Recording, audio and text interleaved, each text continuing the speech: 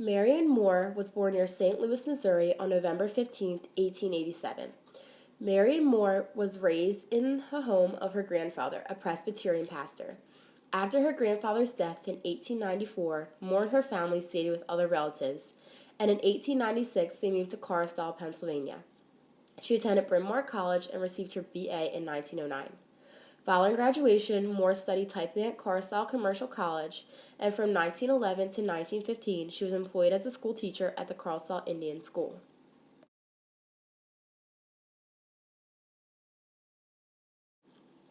In 1918, Moore and her mother moved to New York City, and in 1921, she became an assistant at the New York Public Library. She began to meet other poets, such as William Carlos Williams and Wallace Stevens, and to contribute to The Dial, a prestigious literary magazine. She served as acting editor of The Dial from 1925 to 1929. Along with the work of such other members of the Imaginist movement, Moore's poems were published in The Egoist, an English magazine, beginning in 1915. In 1921, H.D. published Moore's first book, Poems, without her knowledge. Being deeply attached to her mother, she lived with her until her death in 1947. Marion Moore died in New York City on February 5, 1972.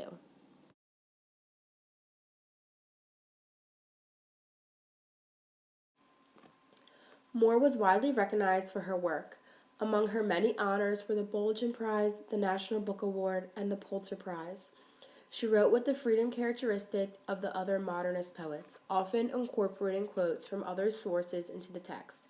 Yet her use of language was always extraordinary, condensed, and precise, capable of suggesting a wide range of ideas and associations within a single compact image.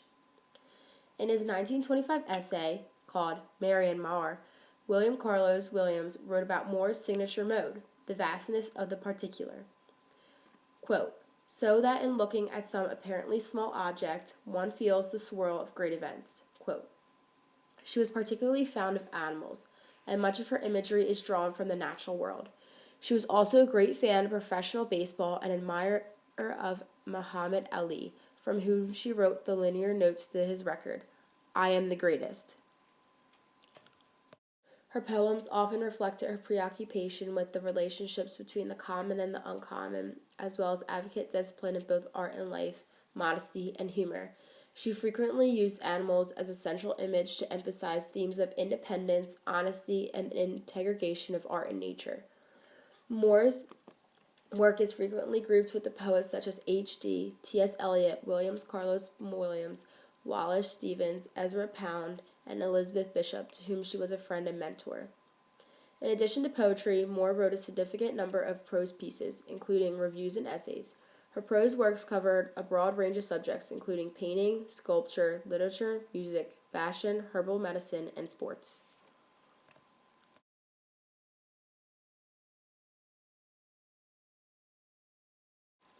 I too dislike it.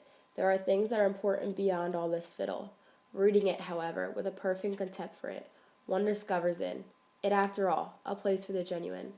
Hands that can grasp, eyes that can dilate, hair that can rise, if it must. These things are important not because a high-sounding interpretation can be put upon them, but because they are useful.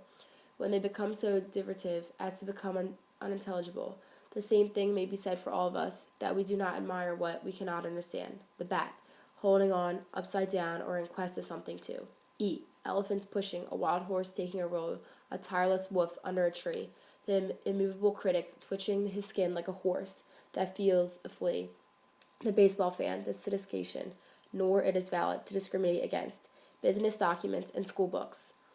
All these phenomena are important. One must make a distinction. However, when dragged into prominence by half-poets, the result is not poetry, nor till the poets among us can be literist of the imagination above.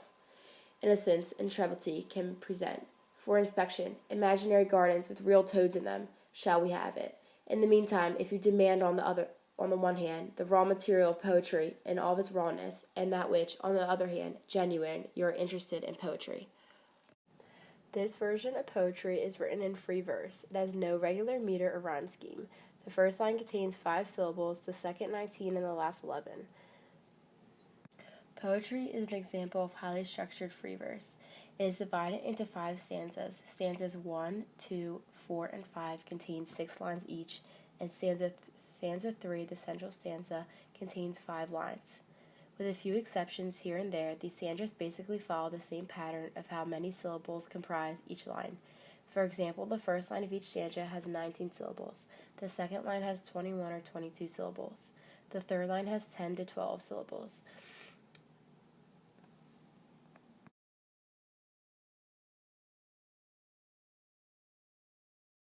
Man looking into the sea, taking the view from those who have as much right to it as you have it to yourself.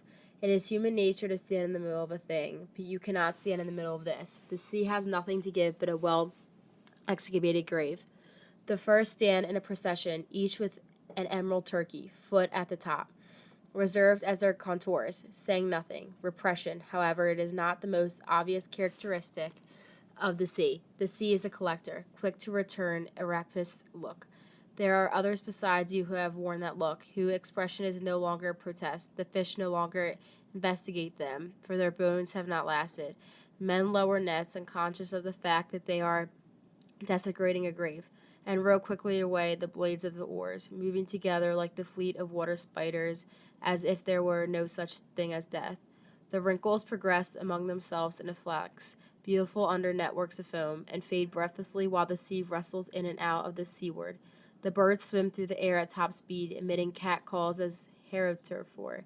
The tortoiseshell scores in the feet of the cliffs, in motion beneath them, and the ocean under the pulsation of lighthouses and noise of bell buoys advances as usual, looking as if it were not that ocean in which drop things are bound to sink, in which if they turn and twist it is neither with violation nor consciousness. In a grave, Marianne Moore uses the image of the sea to represent something vast, something that is bigger than oneself. The lines, "It is human nature to stand in the middle of a thing, but you cannot stand in the middle of this," has critical meaning. The human race tends to think it is the most developed, most important part of nature, but there are certain things, like the sea, that it cannot conquer. It is impossible to bring down the ocean by shooting at it or drawing up a contract and explaining it to it the terms. Despite the happening of countless voyages and journeys, humans have not tamed the sea. It can be crossed, entered, and even borrowed for a little while, but it cannot be placed under any human control. Whenever people flee from tidal waves, floods, and shipwrecks, they prove this point a little more. We do not own the sea, it owns us. While we do little to weaken the great blue monster, it has struck out offensively, claiming countless human lives over the years and forever holding them in its depths. The theme of this poem is that the ocean is a mysterious grave, one to be both feared and revered. It literally hides away those it steals life from. The sea's independence and power can easily be seen through countless historical events and simple observations, but there are other elements and aspects of this world that are simply greater or equal in greatness to mankind. We must accept that while our accomplishments and mental capacity are unlike anything else we have yet encountered, nature has an importance and magnitude of its own.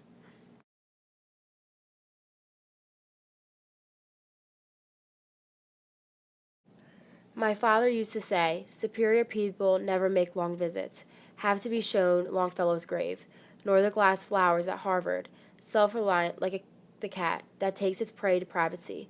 The mouse's limp tail hanging like a shoelace from its mouth, they sometimes enjoy solitude, and can be robbed of speech, by speech which has delighted them. The deepest feeling always shows itself in silence, not in silence, but restraint. Nor was he insincere in saying, make my house your inn. Inns are not residents.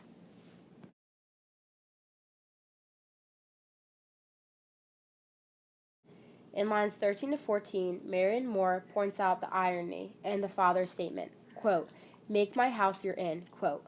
While this invitation sounds very welcoming at first, the speaker explains that her father's intention is not to say, make yourself at home, but rather to make his guests remember that an inn isn't their own home. They shouldn't make themselves too comfortable, nor stay too long. The poem's silence represents a poem of advice and, in a sense, demonstrates a representation of experience. In the poem, the father treats his daughter much like the circumstances he talks about. The topic of this poem is superiority of people. The father discusses what this looks like as far as behavior and representation of oneself to society. The first few lines of the poem demonstrate this idea. The father is telling the daughter, superior people never make long visits. He is teaching her how to be superior and is using the visit as a lesson. He is informing her of this visit and how it needs to be short and to the point. The following lines have, quote, have to be shown Longfellow's grave nor the glass flowers at Harvard, quote, says that superior people don't need to be directed around a place he or she is visiting, and is implying that this is something that can be easily done oneself. The speaker of this poem is the daughter. She brings specific instances and circumstance to the poem to provide examples and meaning. Moore uses quotations in her poem to demonstrate the father's voice, and follows the quotes with personal interpretation of what his words mean to her. The lines all run together, much like the idea of this lecture. The father is pulling the idea of visiting, teaching and loving his child together through this one visit, much like the lines of the poem, where we are given this idea of superiority and how to portray it in life in one sitting.